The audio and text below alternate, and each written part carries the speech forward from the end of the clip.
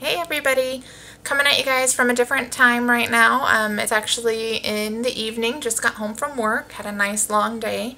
But I told you guys a couple days ago that we were going to do our cold brew coffee recipe. So we used this one in our nice coffee latte with our shake in the morning. I'm going to have some tonight because I drink decaf. Benefit is I can have it after work. Unless you're like most of my family and you can drink coffee until bedtime, then, you know, go for it. Strong coffee, whatever you want. This is a really, really great recipe, though. I love it because it's so easy to make. They do specialty jars, mason jars, stuff like that with strainers in it that you can buy. But this is such an easy and forgiving thing to make. And it's so great to have it on hand just so that you have a pitcher or a jar of it in the fridge. So when you want it, it's there. You can buy it in the stores, but it's so expensive and you so don't need to do that. So I make my own, and this is how, okay? We're gonna do 5 cups of water, okay? There's 4 cups in my jar, so I've got one more, and I'm just gonna make this in a pitcher. Any kind of bowl, canister, pitcher, jar that you have, put your water in it. That simple. And then you can do it one of 2 ways. You can either put the coffee grounds straight into the water, mix it up, let it sit, or put it into something.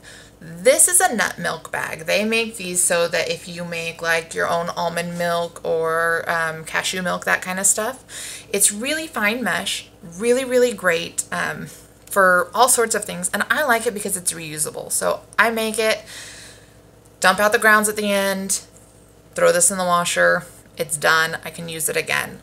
If you don't have one of these, you don't have any kind of strainers, you can put your coffee straight into the water, and then after it's done sitting, you can strain it through a coffee filter into another canister. It takes a little bit of time because you want to pour slowly, but absolutely works.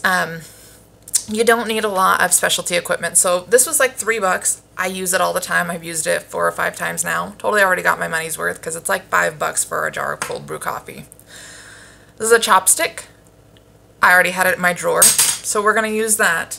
And this is how easy it is. Take my 5 cups of water in my pitcher. In here, I have 3/4 cup of coarse ground coffee. You can buy pre-ground coffee. You can buy your own bags of coffee, grind it yourself. That's what I do. So this is my Dutch Brothers beans. Nice coarse grind, and it's a decaf bean because that's what I drink. So literally just going to pour the coffee into the bag and dunk the bag into the water. Now for me, I use the chopstick because my bag has these nice little holes at the top.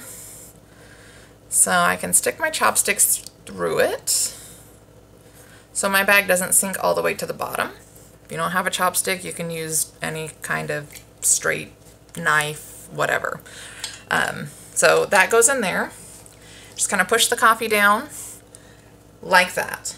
You can already see the color starting to come off of the grinds in there going into the pitcher. You want to let it sit in the fridge for 24 hours, give or take. At the end of that time, you take your bag out, strain it out, dump the grinds, and what you're left with is amazing cold brew coffee.